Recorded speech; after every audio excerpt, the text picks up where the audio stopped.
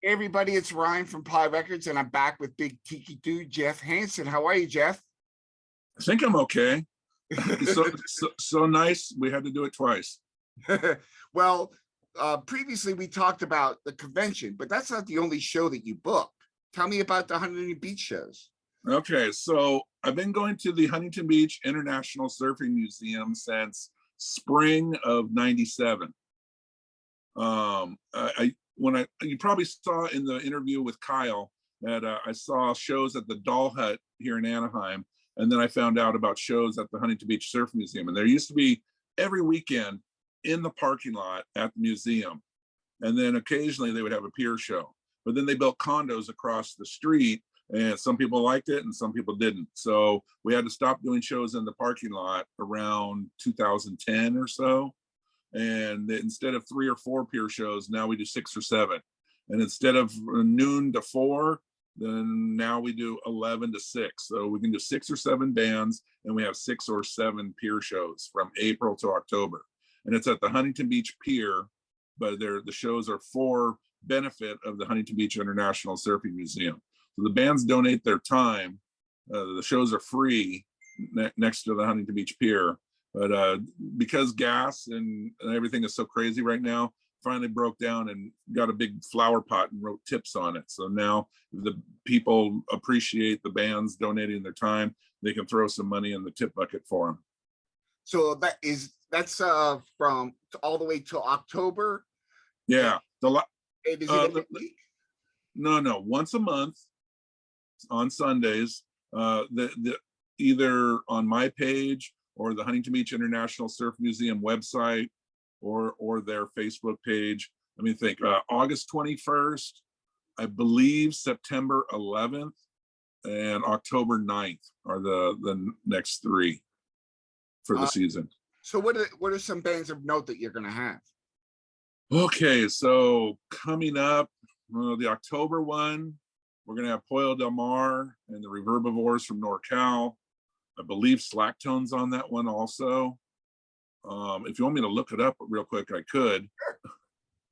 But also the info is the best place to find it is on Surf Guitar 101, the forum where we talk about surf music. You go to show announcements and then scroll down and find HB Pier Shows 2022. And then that way, if it changes, I can edit it. Or if it's on a website, somebody else has to edit it.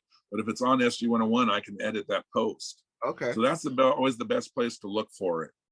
But let me pull it up real quick.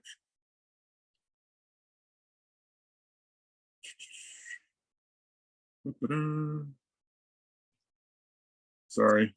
Hopefully you can edit all this out. Oh, no editing, Jeff. Okay, here we go. So let's see. We had April. There was no May. Then we did June and July real close back to back. So we got August 21st, September 11th, and October 9th. So August 21st got Insect Surfers, Matt Quilter All-Star Band, Alvino and the Dwellers from San Diego, Slacktone, the Young Barons from NorCal, Chillingsworth Surfingham from NorCal, Oh, yeah. Lewis Bailey from NorCal. September 11th, we got Fabulous Nomads, Waves of Steel from Lancaster, the Tequila Worms, Los Apaches, reunion of the Hillbilly Soul Surfers. They haven't played in like 15, 20 years. Matt Hooray and the Thrashers, the Atomic Tourists from New Mexico. October 9th, we have the Deweys, which is Armin from the Torquays new band, Pollo Del Mar, like I mentioned, from NorCal, Reverbivores from NorCal, the Reventlows from SoCal, Max and the Anchovies from SoCal, Jetpack from SoCal, and the Tiki Creeps from SoCal. Wow. So what you want to look for is stuff that looks like this. These are the posters for this year. It's kind of my friend Juan Aldalva. Yeah. He used to have a band, a spooky band, but he doesn't do it anymore. But he does the flyers for me. So that's those. Anyways, I post them periodically on my page and then on some of the surf forums on Facebook. But they're free. Like I said, throw some money in the tip bucket if you want to. And any of the bands that have merchandise, they are welcome to sell merch. So help them out that way too. For those who don't know, that either you've been to a pier show or you're going to come to one, there's all these vendors up at the top also that sell all kinds of beachy stuff. Those vendors buy a spot, to sell their wares. Those people up there vending make the pier shows happen. If it wasn't for those vendors, we couldn't do surf bands at the pier. So not only do I want to support the bands, but if you see anything up there with the beachy vendors, buy some stuff from them also. How do you get hooked up with these guys to help put on a show? So the Surf Museum, for the longest time, I was just a fan. I would just go to the shows, especially when they were in the parking lot at the museum. Museum's 2 blocks inland. It's 1 block over from Main Street and 2 blocks up from PCH, Pacific Coast Highway. And they were in the parking lot, and there'd be anywhere from 5 to 50 people watching the shows there. But down at the pier, you get anywhere from 50 to 500 people. So there's a lot more exposure, But anyways, for the longest time, I was just going to the shows and I would watch, just stand back in the corner and not talk to anybody. And after a while, people started recognizing me and they're like, hey, especially at the time I was 25, 26, they're like, you're kind of young to be into surf. Most everybody's, like 35, 40 and up, everybody that was there at the shows. Now it's funny that I'm 50, and looking back on 25 plus years of going to shows. But I would help the bands unload their equipment from the car, figure if they're playing for free, the least I could do is help them. Because some of the surf equipment's really heavy, especially the Showman amps, and stuff. So, I'm a big boy, I can help, And then after a while, I started to like setting up the chairs and the little 12 by 12 pop-ups and stuff, and got to know the people at the Surf Museum. And they've had a few people over the years, that were the entertainment bookers, for that. And then the last lady that did it, her and her husband, John and Linda Miller, he got cancer. He had it 3 times, and he finally passed. And then she wasn't feeling well, so she said it was time for me to take over. Because I was suggesting bands here and there. I would go to bar shows that she wouldn't. So I would recommend new bands that hadn't played at pier shows before. And so I would recommend, and she goes, okay, you know how to do this, it's all you now. You've been, 20 plus years. So she stepped down, and then 2 years later, she passed away. So, God bless John and Linda Miller. But they did a lot for the scene. But everybody's known me for a long, long time, because I've been around the scene so much. They really like working with me a lot, and they appreciate that I go to the bar shows also, not just, expect them to come there and play for free. I actually, support them, and go and see them on their home turf. So that's pretty much it. I mean, the one funny thing about the pier shows is the bands are playing and they're looking at the crowd. The crowd can see the ocean, but the band's seeing the people. They're actually looking away from the beach, because it's a big metal trailer and it opens up like a clamshell. So nice. The bands don't see the ocean; they just see the people. But they're hanging out all day. They can see the ocean, before and after their gig. Yeah. But I kind of wish the back side of the thing had like a window so they could turn around and actually see the waves. Oh yeah. So, I wish there was a pier show on the weekend of the convention. We used to do that, but then Ron, the guy that provides the amplifiers for the convention, he would learn that, he pointed out to me that there was people going to the Sunday show the day after the convention, where some of the bands that were all over the United States or international, if we played they played at the pier, there was people coming to the pier shows that weren't going to the Saturday pay show. So we stopped doing pier shows the day after the convention, and the money and the attendance jumped on the convention. Oh, so good. That's the one downside, is there's no pier show involved with the convention like before, but it's for the betterment of the bands. Now, usually, sometimes when the convention's on Saturday, we'll have a show on Sunday where the bands will play alternate sets or a bunch of cover songs and stuff. So they get half the money and they play a different set. So you're not like you're seeing the same set over and over. Nice. But the pier shows are fun. Some people say it's kind of weird to have a band play for free. It's belittling the bands or whatever. But we've had some of the biggest, the Safaris, the Shantays, Slacktone, the Eliminators. They've played many, many years over and over and over. They want to do it, So it's not like they play for free all the time, but it's once a year. And the Surf Museum's a nonprofit, so they're donating their time for the Surfing Museum. That's one of the first things I'm going to go see when I come out to see you guys. Oh, on another trip. Yeah. No, the museum. Oh, yeah, yeah. I'm sorry. My bad. Yes, with Craig, Yeah, yeah. Uh, our good buddy Craig yeah, Craig Skelly. from Little Kahuna. Little Kahuna. Who, by the way, I forgot to mention it in the video for the Surf Guitar 101 convention. Craig Skelly is donating a Martin Cilia guitar for the guitar raffle for the convention. Wow. Yeah. Wow. That's incredible. He's a very generous man. Yes, he is.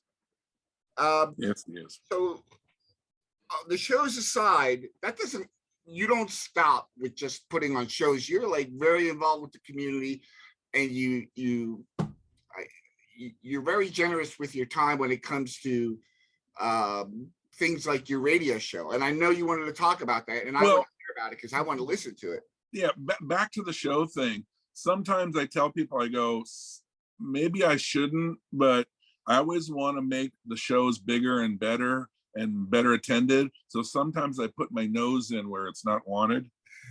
or you know, I'll ask people, do you mind if I give some input, you know, onto things? And Yeah. Sometimes they do and sometimes they don't. But you know, I'm always wanting to make the shows more enticing, and hopefully it's appreciated.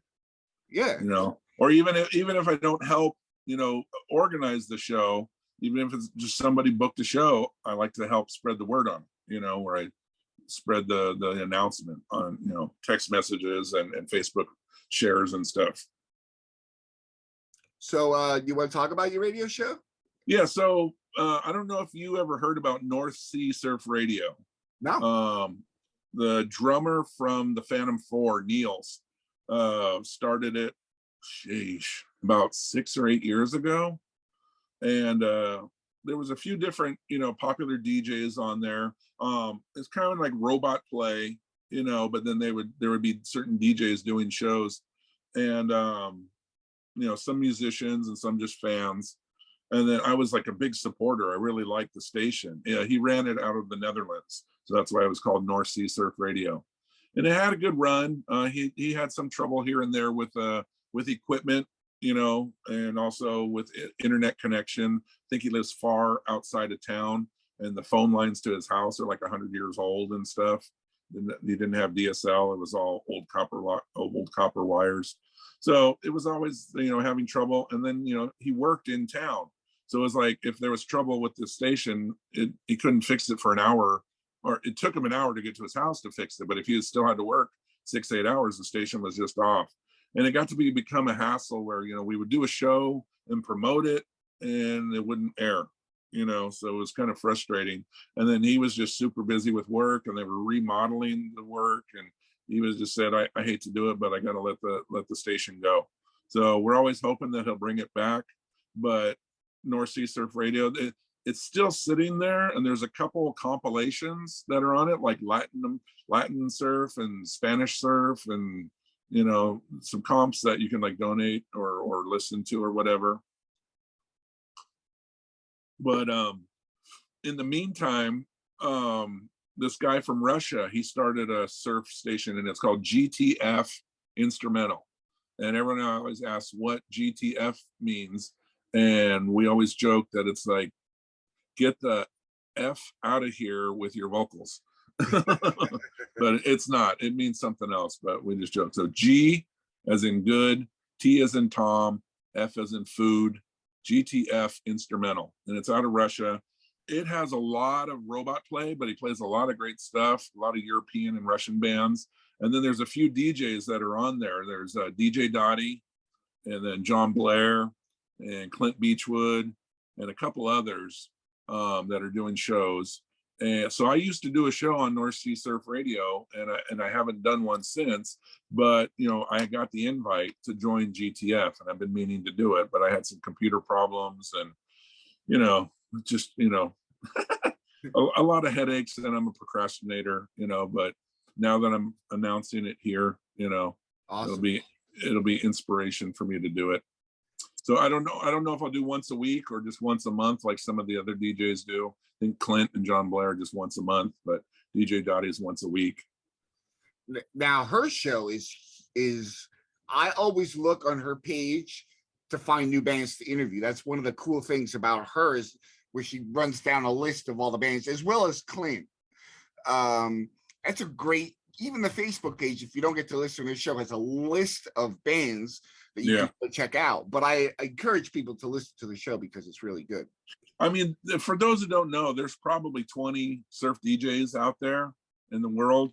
You know, John Paul's on Luxuria, Cousin Mary is KFJC in NorCal, Carol in South Carolina, Guy, Midwest Surf Guys in Ohio, you know, and there's more. And there's other internet radio stations also, but we won't go into that. Oh, there's also Shaking Cats Radio in Canada. I haven't not heard of that one. Yeah, they play all surf. Right on. There's a guy in Texas that has 24/7 surf. There's no DJs. It's just his collection. Oh, but wow. it's on his own little server. So I try not to advertise it too much because I don't want people swamping his server and his charge, you know, his monthly charge going up. You know, so I only tell a few people, but he's got some really good stuff on there. I'll send you the link for that. You know, Nice. if anybody wants to know, send me a message on Facebook and I'll send you the link. It's like Reverb Country Radio or something like that. Nice. Yeah. Well, thank you so much, Jeff. Congratulations on the convention this year. Congratulations on the Huntington Beach Pier shows. And most importantly, congratulations on getting your own radio show. I think that's a big deal. Restarting it Restarting. after like a 4-year hiatus. I'm sure you're excited about it. The thing with my radio show is I'll play new stuff, but I really want to focus on the huge collection that I've amassed over 25 years. It's like you got close to 3,000 surf CDs. It's like I really want to share that with people, you know. So I might not be as cutting edge as John Paul and DJ Dottie and Clint, but I want to share some of my more obscure stuff, whether it be vinyl or CD. You know, I want to go back a little bit. John Blair was doing just 60s vinyl. I don't want to go that hardcore, but I definitely want to share with some of my stuff from the 80s and 90s and 2000s. Awesome. I encourage everybody to check out GTF Radio and the Huntington Beach Pier shows. Thank you so much for coming back, Jeff. All right, thank you, Ryan. I appreciate your interviews and your support of the surf scene. And I will see you in a couple weeks at the surf convention. I'll be there. For those that didn't see it yet, check out the other video where we're talking about the surf convention. It was on last week.